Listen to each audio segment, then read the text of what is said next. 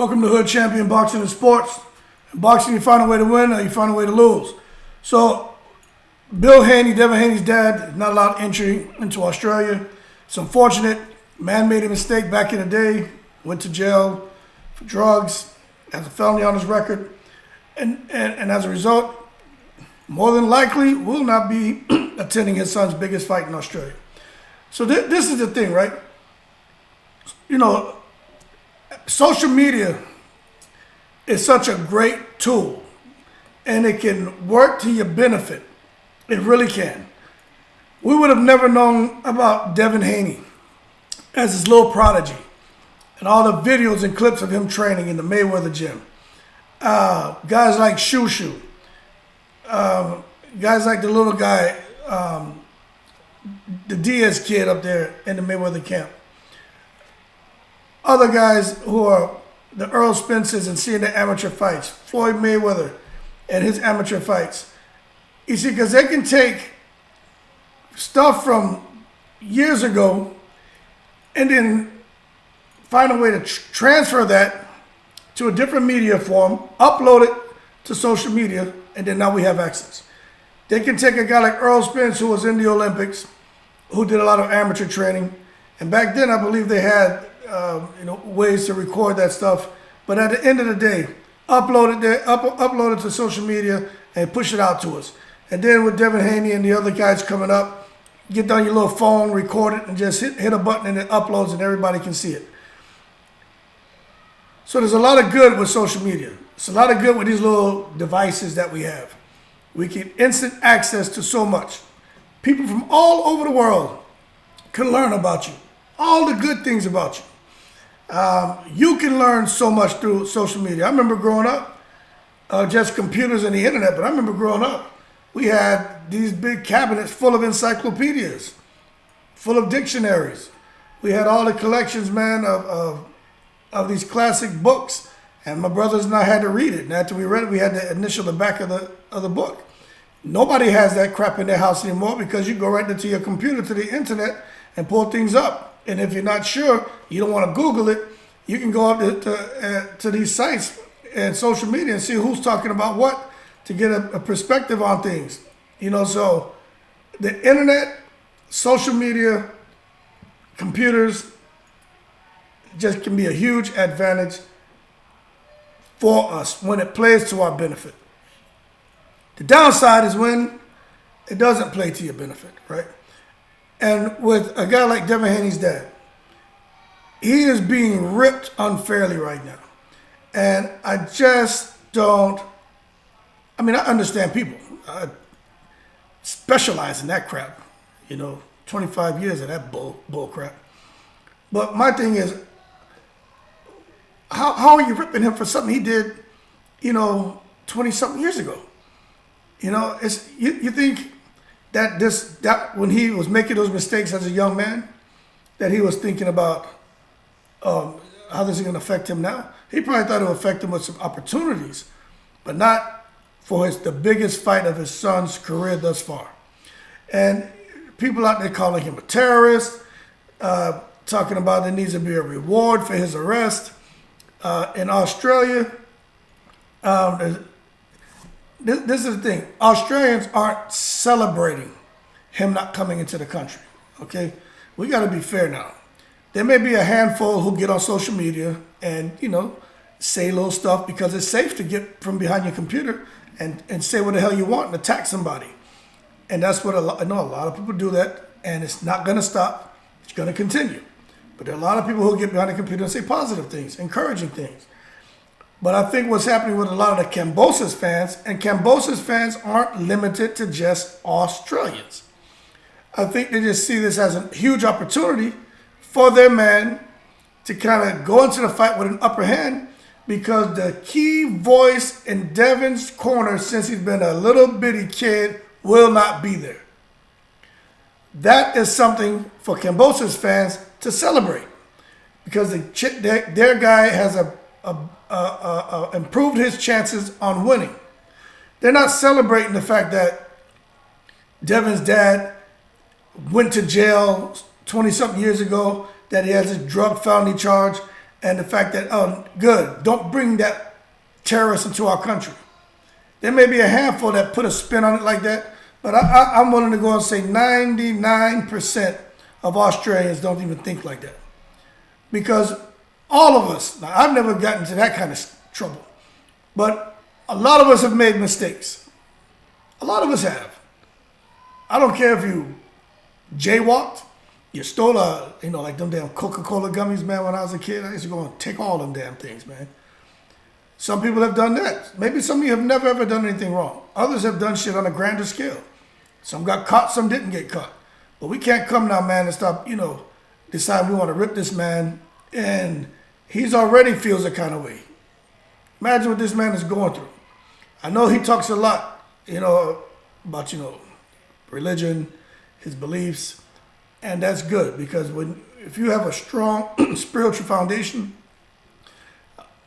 you just don't allow a lot of this stuff to bog you down because you're just going to see things differently than somebody who doesn't have that without me getting too deep into it. That's a whole other conversation. But for him, I just think we shouldn't do that. So I know that he's working feverishly right now to find a way to get around this. But, laws are laws, man. Rules are rules.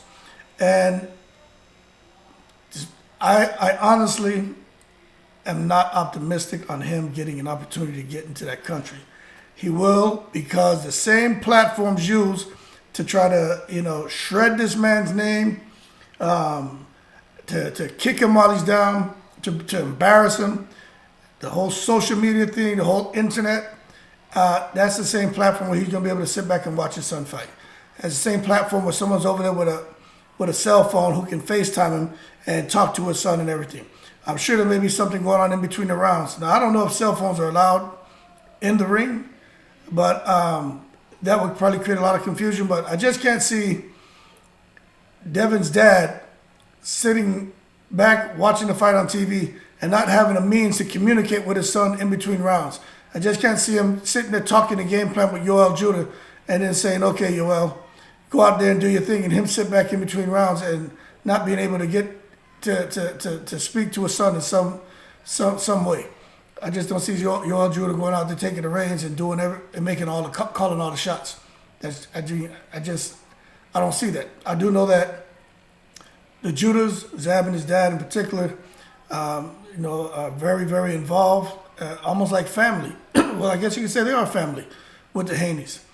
But at the same time, I just can't see there being this line drawn in the sand where Devin Haney's dad will stay on this side and allow Devin, allow Yoel, and whoever else you in Australia to be on that side and not being able to communicate in between the rounds.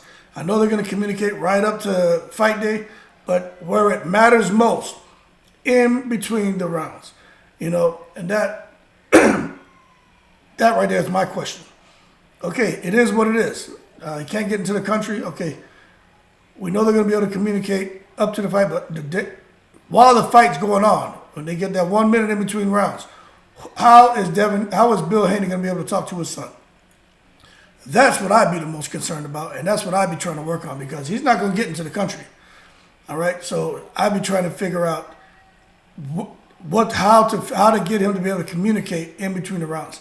All the other stuff is easy. There's no law on that. They can get on cell phones and FaceTime. But that's what I'd figure out. If he's not allowed, special circumstances. But then again, who wants to do him a favor? Some people are just like, hey, we don't want him in this country. Why would we bend over backwards to accommodate a criminal or an ex-criminal? Now, those aren't my words, but that's how some people see it. I personally think that's foul. But at the same time, you start doing stuff like that, you set a precedence. And any and everyone else who comes over there and may be in a similar situation when it comes to sports, now you did it for one, you got to do it for the others. And then you can run the legal issue because everybody wants to sue. So I think with Bill Haney, man, I think he's just in a horrible spot. And it's real unfortunate, man, real unfortunate.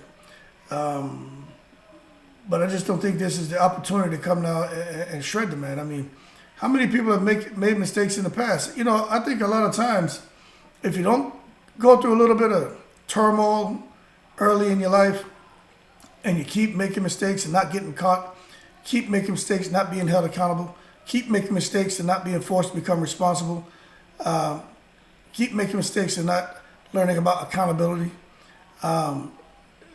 understanding what integrity is, your core values and stuff like that. By the time when you're making those mistakes and you finally have somebody hold your feet to the fire, probably got a little gray in your hair, probably out there doing great things in your job, probably have, or your business, have a nice family, and then at the wrong time, they put the hammer to your ass. And now all of that nice job, all of that beautiful family, all of that comfortable lifestyle, all that is gone. And now you're here at, 30-something, 40-something, 50-something, getting taught a life lesson that a lot of people get taught really early in life. Some don't get a second chance, some do. Bill got a second chance. And look what he did with a second chance. This man went all out. Look what he did with his son. So that stuff matters, man. But, rules are rules, laws are laws, man. But for everyone out there who wants to put the spin on it like, oh, he's a terrorist, taking pictures with him and bin Laden and creating these images to upload to their Facebook, their YouTube channels, man, that's corny to me. That's corny to me. Now, if there was something he did, like, last week and got caught for it, well, then, I would definitely say that, maybe he deserves a little bit of pressure because at his age, my age, and really most people, man, once you guys get to about 18 years old, you're an adult, but you still make a lot of mistakes. The brain's still developing. But once you get maybe in the 25, 30, man, the transition should start happening. It doesn't happen for everyone, but by then you probably got a little bumps and bruises in life. You've seen some of your friends go through things, so you learn from what they went through. And whatever foolishness you were doing, especially if you have a child come on board, man, overnight, as soon as that child is born, everything changes. It did for me anyway. And I just think if this was something that happened recently, I think he would definitely deserve some of the blowback he's getting. But it's something that happened, come on, man, decades ago. What are we doing here? So anyway, that's my 2 cents. I think we need to be fair, man. And we can look at a lot of athletes who made mistakes and, came back and cleaned us. And not just athletes, people come back, clean their act up, and go on to do great things. And there are some people who go out there, make mistakes, come back, make mistakes again, come back, make mistakes again. And then they end up not getting the opportunities they were used to getting, and they're miserable. Adrian Broner is a good example. Outstanding personality, fun person, man loves his kids, always talking about his kids. Some really, really good qualities. But he makes some really, really bad decisions. And he's a good example of mistake after mistake after mistake. And now if he gets ripped by social media, he's got to take those blows because he's created his own misery. But we can't be unfair to Bill Haney. But people can do what they want. I just think it's not cool. He's not a terrorist. He's not a junkie. He's not this drug kingpin. Stop it. I think people need cut this man some slack in. But it does kind of, spice up the fight a little bit now. Got to be real. Things have changed big time, and I think for Kambosos, it's a huge opportunity. We're gonna see what his character is like. Is he gonna come now and bring that up to try to get under Devin's skin? Some fighters would do that. Take a jab at this man's dad and his dad's past, because no one in the world would even know about his dad's past if it wasn't for this damn social media. That's the point I was getting at earlier. I don't even know if I got to that because I got so much stuff going on in my brain. But nobody in the world would know about him. You see, the social media brought us all the good stuff about Devin, right? But now they bring you all the bad stuff. Nobody would even know about him unless you're watching TV and saw that crap on the news, But now times have changed. It's not 20 years ago. The times have changed. So as soon as the hottest, piece of gossip is out there, within seconds it's in your face. And I like the way how he owned it, though. He didn't try to dodge the bullet. He owned it. Made a mistake. Basically said, hey, was young and dumb. A lot of us were. All of us probably were at some time. Unless you're just a person who just, gets out the shower to take a piss and just, is just super perfect. You know what I'm saying?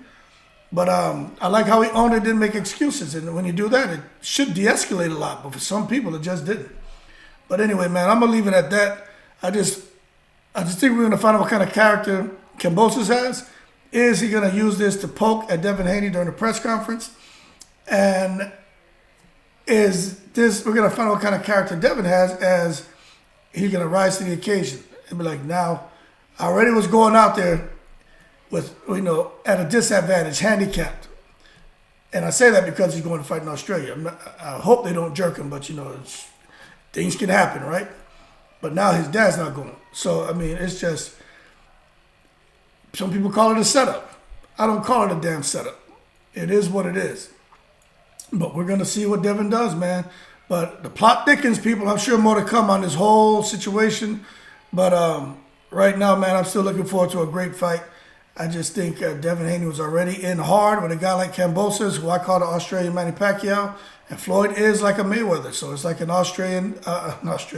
Mayweather-Pacquiao type situation. Someone super ferocious and aggressive, and you got the master boxer.